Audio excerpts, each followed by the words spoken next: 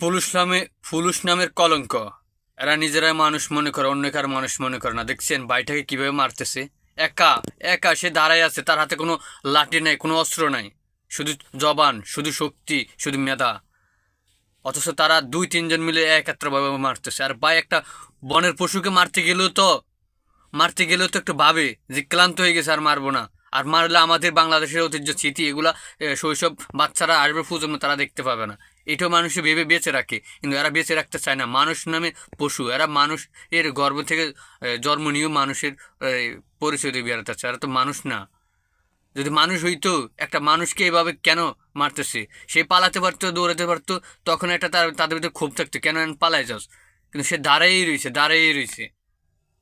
আরে, এদেরও তো মা বাবা আছে, পুলিশেরও তো মা বাবা আছে, বাচ্চা কাচ্চা আছে। এদের কি কোনো মায়া বাবত নাই? এরা আইন পালন করতেছে, আইনের লোক হইতেছে। কি আইনের লোক করতেছে? এদের কি মারধর করছে? এদের কি বুকের ভিতরে হাত দিয়ে কলেজে ছোলাই নিছে? এরা এমন ক্ষোভ করে যে মানুষের প্রতি এই মারধর করে। কোনো বিচার চাইলে এদের কাছে পাওয়া যায় না। এদেরকে মাঠে নামে দেয়, এরা কুত্তার সেই খারাপ ব্যবহার করে, আচরণ করে।